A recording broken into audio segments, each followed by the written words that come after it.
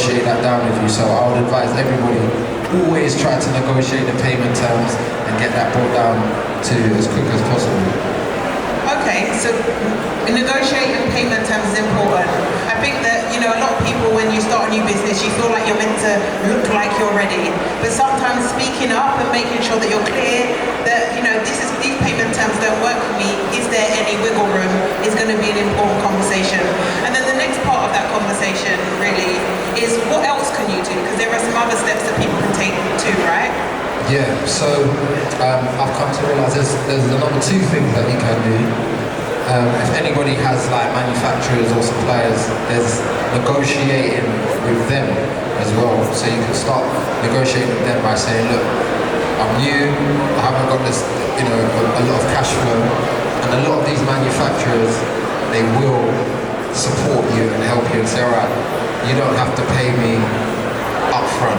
You know what I mean? You can pay me 45 days after when I've delivered your products to you, which then, if you've got 45 days and you've got 14 days with a retailer, that means you can get your money from the retailer 14 days and then pay your manufacturers with that money. So there's ways to mitigate it if you can speak to your manufacturers and negotiate with them on that side. And there's also something called, if your manufacturers are a bit more hard-headed and they're like, no, 50% now, and this is how it works, then there's something called a banking facility that you can set up, an invoicing facility. So an invoicing facility is something that you set up, you can probably set up with nearly all banks do it. Whatever bank your business is banking with probably does it. And that is where it gets rid of the payment terms from the retailer. So instead of you having to wait 90 days to get paid from a retailer, your facility will give you the money as soon as that's delivered into the warehouse. Your banking facility will give you that money that you're owed, and then when you get paid from the retailer, you just pay back your banking facility, and they might charge 1-2%, which is worth it so that you can manage your cash flow. So they're the two things that I would say that you need to do in order to mitigate cash flow. Okay, so did you guys get that? Did you get it, or are you just sitting here? I'm seeing no. I feel like you don't know I like noise. Yeah, I'm a noisy person. I've got a red suit on, come on, right? So now that we understand that, what costs are associated to that? Because obviously, usually where there's convenience or ease, there's also costs. So a lot of the time, so with the facility, it's a 1-2% cost. So if it's £100,000 that you need, they'll give you £100,000, but then you have to pay them back £102,000, which is okay if you're getting a payment of £150,000. Do you know what I'm saying? So it might be a two grand cost to your bottom line, but in order to manage cash flow, it's worth looking at and worth doing. So those are the main two costs. If you negotiate payment terms with your retailer, it doesn't cost you anything. If you negotiate payment terms with your manufacturer, that doesn't cost you anything. It's just a facility where you might incur a cost. But everything's down to negotiation. And a lot of the time they're going to come to you and say this is how it works, but they're always willing to negotiate and work with you. It's business at the end of the day. And if you've got a great product and you're able to sell it somewhere, then they're almost all the time going to be willing to work with you. And sometimes they might not start that way, but as your business grows, make sure that you always go back to your suppliers, your manufacturers to negotiate more, because they might say this is the cost price right now, but if they see things are picking up, you might be able to turn to them and say, look, we're doing well, we're growing, can we bring this down a little bit, can we bring these costs down? And that's how your business becomes a lot more profitable, because imagine selling millions of products and you change it by 10p. That makes a massive difference in the grand scheme of things, and it might not seem big at the time, but to your bottom line, that can make a massive difference. So always be willing to go back, negotiate after doing business with people, because you never know, they might say yes or they might say no, but there's always a chance that they might say yes to help you. Do you know what I mean? So everybody wins at the end of the day. Okay, and I think that also leans into investment, right? Because without realizing it, that is a form of investment.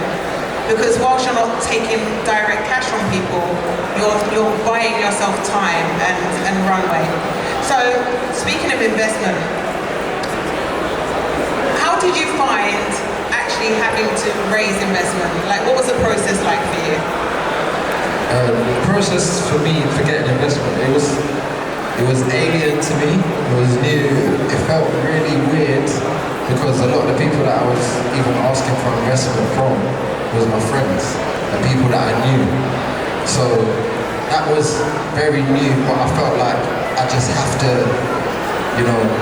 get used to this and I have to adapt. So that process was, but I didn't take it for granted that it was my friends and people that I knew that I was getting investment from. So when I did go to people for investment, I didn't kind of just go to them like, hey bro, like, I'm starting this business, you can invest in this for me. It was, I made a full pitch deck, like a full pitch deck, financials, the brand, USPs. So like my pitch deck, if I can try and remember off heart, it was like an introduction to the brand. What is the brand? What is the market size of this brand? So how big is this? How big could this possibly be? So if, the market cap is £1 billion and you say, I want to get 1% of the market share of this, now it's looking a bit realistic, do you know what I'm saying? So it was intro to the brand, the market cap, so how big is this category, whether it's tech in, apps in sports or apps in this, or whether it's food and beverage in the UK, or whether it's clothing in the UK, but what is that market cap? So always present that in there so people can see how big it is, especially like bigger investors. The first thing they want to know is how big is this? How big could this be? And sometimes it's harder when you've got niche products or niche brands, but how big is this idea of yours? How big could it be? So how, if you want to sell, I don't know, toothpaste, how much toothpaste sales are there in the UK? Okay, there's 1 billion. I want to get 1% of that. So okay, so you can make X amount from this. So how big is the market size? Then it was, how does your brand differentiate from what's out there already? So what are your USPs? And for me, it was, we're going to be the first, that's going to be 0 rated on Think Dirty and Yucca. We're going to be the only brand that has excellent on there. We're going to tick all of these boxes. Pediatrician approved, dermatology approved, it goes in your eyes, it doesn't burn, so it's tier 3, 99% natural. No other brand has that. This is the closest brand that has that. And so it was just, how are you going to outsmart, outmarket what's currently on the market? So that was the other thing that I had in there. Then there was, what are you going to do with the money?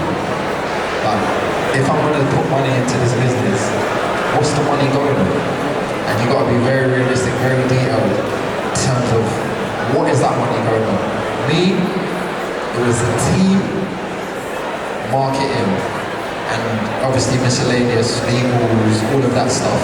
But the main thing was team and marketing. And the marketing, how are you going to apply this to the market? How are you going to land this idea? How are you going to land this? If I give you 100 grand now to invest in your company, I want to see what that marketing strategy is going to look like. So there was that, projections based on, if we can sell X amount, this is what it will look like over the next, 3 years. This is where we aim to be, so people can see the growth trajectory of the brand. How big you think your brand's going to be in 3 years? Do you plan on exiting this company? Because a lot of people say you want to start a brand, and if you're going to go and get investment and you're saying, no, I don't want to exit, so then you're going to hold on to my money forever then. So there's no exit plan, there's no way for me to get my money back. And a lot of people come to me for investment, and I said, okay, so what's the plan? How are we going to get my return on this investment? What's the plan? And a lot of the time they don't have the answers. So straight away I'm just like, nah, this isn't something I want to invest in. So always have, you know, for investors, an exit plan and how long that would be. Ideally 3 to 5 years, and obviously things can change, your business can grow, and in 3-5 years, everybody might be like, nah, this is great, let's keep going, but at the same time, always have like a base case scenario.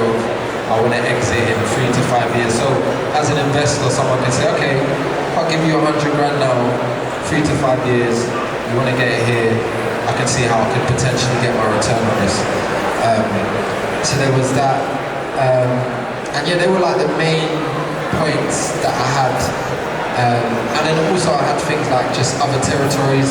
So if I was to take this out of the UK, this is what the market cap in the Middle East looks like. This is the market cap in America, this is the market cap in Europe.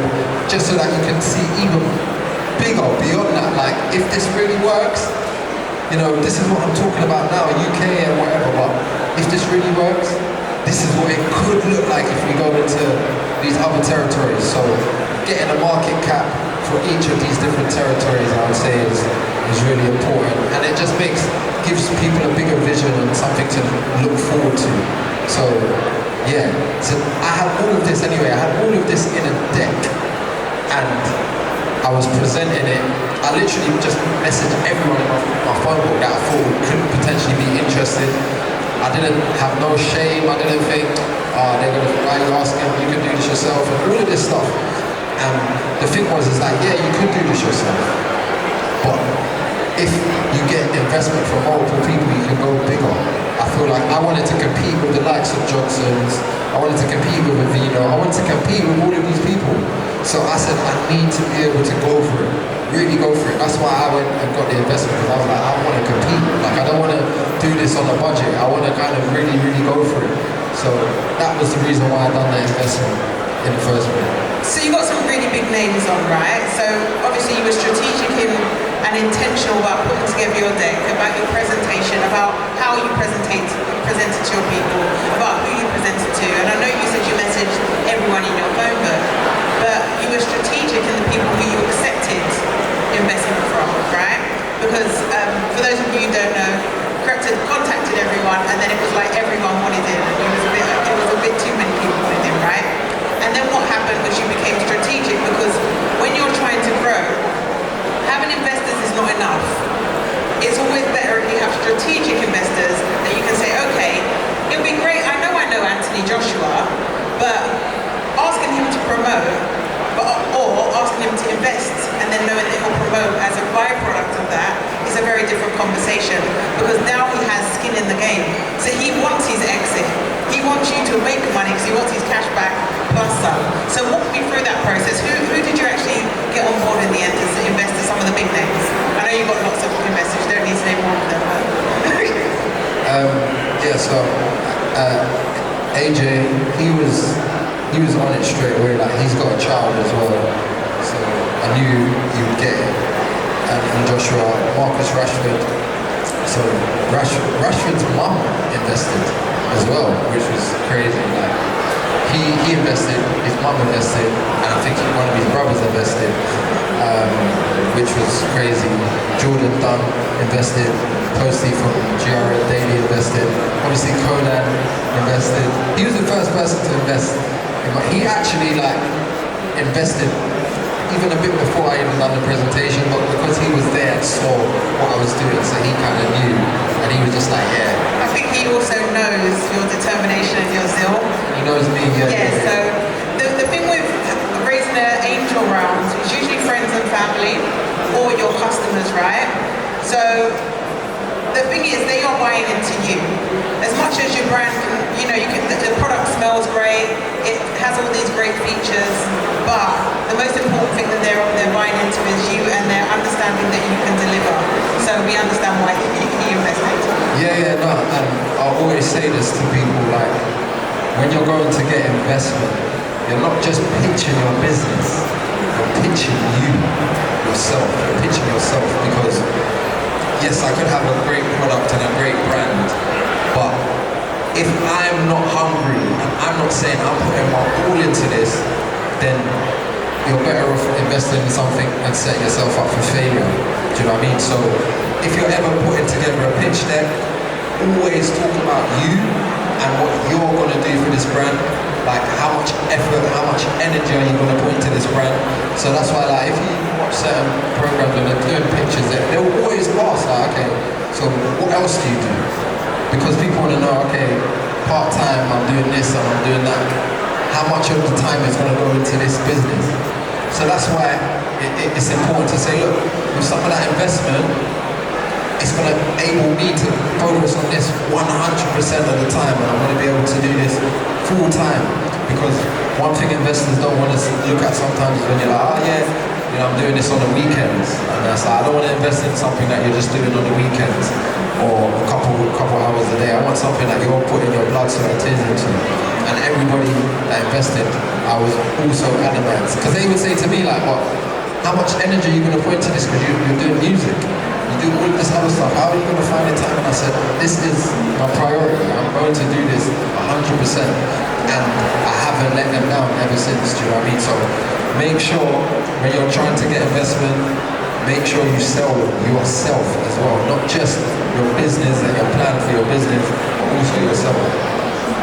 Okay, well, thank you. Guys, on a scale of 1 to 10, how much have you enjoyed this talk? I knew you had it in you. See, that's why I had to get them queued up from early. Krept, thank you so much. One last question very quickly. What's next? What comes next with Nala's Baby? For us, international. Like next year, the aim is to go international. Europe, America, Middle East. Yeah, man, just doing what we've done here in the UK internationally, but also going into other adjacents in terms of the baby category and branching out and doing more things. I've got a product coming out in like 2 weeks that isn't baby toiletries. It's a hypochlorous acid. So it's an incredible. I can't even believe like it wasn't a thing like that before, but basically hypochloric acid is something your body naturally produces. So it's a hypochloric acid, 100% natural sterilizing spray. So you can, doing like a small one so people can carry it around with them, and a big one for your house. So it kills just as much as bleach, as strong as bleach, but if you was to swallow it, it wouldn't do anything to you. It's safe. You can spray it on a dummy and put it straight into a baby's mouth, but it kills 99.9999% of bacteria, funguses, viruses, microbes, everything. And it's incredible. So it's like, we've even got like a special team that manufacture this within our manufacturers, and it's like a whole separate, but it's mad. No one's ever made it to the level that we made it at. And these are the kind of things that we want to do, is innovation. How do we bring things? And people be like, well, why is no one promoting this? Because they make billions of bleach and harmful chemical stuff that have crazy chemicals in there, or the hand sanitizers with this alcohol, strong, potent smell. And like with this, you can just spray it, it doesn't smell of anything, and it kills just as much. And it's stuff like that, bringing products like that, innovation and forward thinking, like how can we make things that are a lot better than what's currently on the market. So yeah, that's what's next. New innovation, international expansion. Fantastic. And guys, how many of you think that we need more people like Krept to be visible? So then Krept, what can we do at Black Tech Fest to help you to get towards that goal of scaling further? What I would say is everybody in here, we need to connect with each other, because I can't express how important it is to network and connect with people. There's people in here, there's probably someone in here right now that will change your life and you don't even know, because you haven't even spoken to them, connected with them, and they might not align with you right now, but there might be a point in time where you're like, hold on, I remember I spoke to someone that can do this, or what can we do for you to help Nala's to scale? For Nala's to scale. I mean, just, you know, whenever you see any little videos of me and Nala, just a little like, little comment, just, you know what I'm saying? And go and buy Nala's Baby. He's being humble. If you use the product, just leave a simple thing like, leaving a review on Trustpilot, like that goes a long way. If you use the product and you've never left a review, just leave a review if you can. But that makes all the world of a difference for us and what we take. So when people leave reviews for us and we go to pitch to other countries, they literally go through all your reviews and say, okay, look, so this is what everybody's saying about it. Okay, this is great. So if you ever get a moment or a minute and you do use the product and you genuinely like it, I would love for you to leave a review. Me and Nala would love for you to leave a review. I think we can all do that, right? Can we all do that? Okay, and Krept, how have you found the Black Tech Fest crowd today? Yeah, man, good. I see people listening, like, and I feel like that's so important. So I can tell people are here to learn, and like even just this in general, like no one's in here to come dance and sing, and everyone's here to elevate themselves and become better and learn and network and build their business and their journey. So I properly respect every single person that's here, because back in the day this is not even something I would have thought to come to. So the fact that you guys are here trying to do that now is like, it's sick to see, man. So yeah, I just want to say I'm proud of every single person in here who's trying to better themselves, trying to build their business. I'm rooting for you, and yeah, man, big up yourself. Okay, fantastic.